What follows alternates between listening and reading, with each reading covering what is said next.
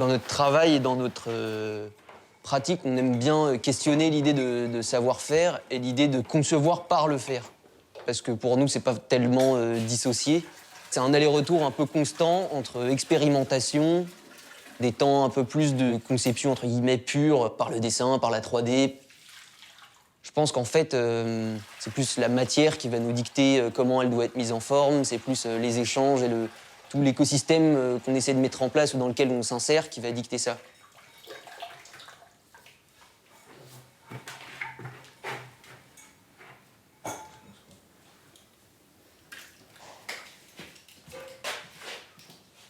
Donc Mégas, c'est un module d'exploitation de gisements argilifères, une plateforme qui s'installe sur les chantiers architecturaux où de l'argile est mise à nu pendant les phases d'excavation des chantiers.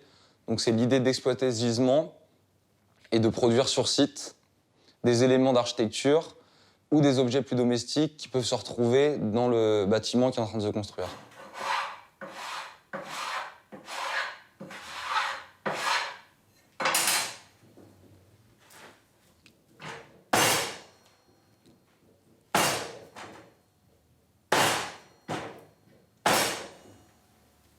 L'argile verte de Romainville, c'est une faïence, ce qui veut dire que c'est une terre qui se cuit à basse température et qui était beaucoup utilisée justement pour faire des tuiles, de la brique, des canalisations, des gouttières, etc.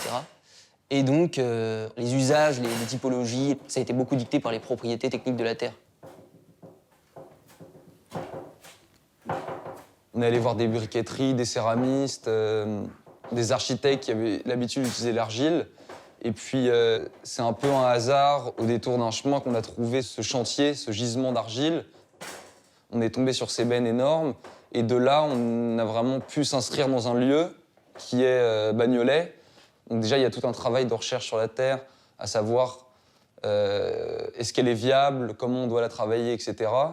Donc ça passe par des recherches empiriques qui sont de l'ordre vraiment de l'atelier, des tests de cuisson, des maillages et des recherches plus scientifiques. Donc on s'est rapproché de géotechniciens, on s'est rapproché de géologues aussi pour savoir exactement qu'est-ce qu'il y avait dans cette terre et qu'est-ce qu'on pouvait en tirer.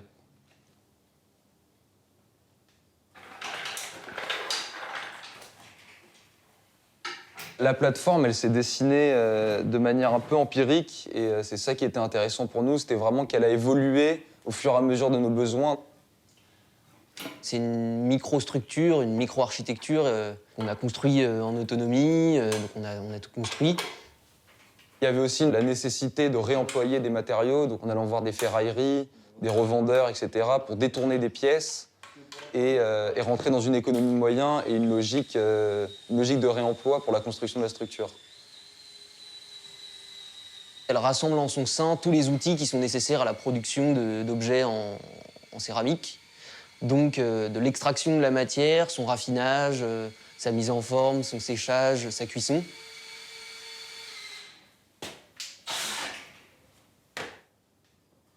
Donc c'est vraiment une espèce de micro-manufacture, on va dire, qui se déplace sur les chantiers.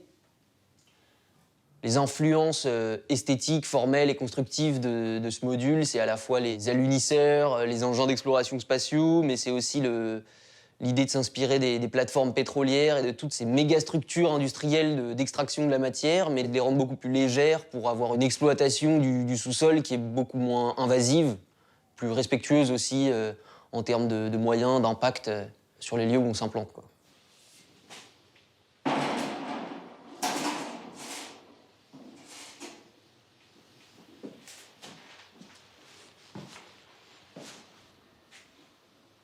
Ce rapport au site pour la production, c'est un truc qui existe dans Méga, mais c'est quelque chose qui existe aussi dans notre pratique plus large.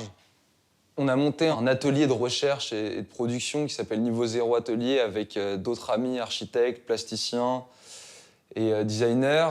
On se retrouve sur plusieurs points, sur la question du fer, surtout la question de l'environnement et se dire que chaque projet dépend d'un lieu et en fait c'est le lieu qui va être vraiment la genèse de chaque projet. Ça c'est vraiment quelque chose qu'on partage tous. On travaille beaucoup avec l'archivage aussi et le répertoire, c'est des notions et des manières de faire qu'on se réapproprie. Là, en l'occurrence, sur ce projet-là, c'était vraiment l'idée de traiter l'objet dans sa forme vraiment archétypale pour créer des hybridations et questionner potentiellement de nouveaux usages, mais aussi une nouvelle manière de dessiner des formes.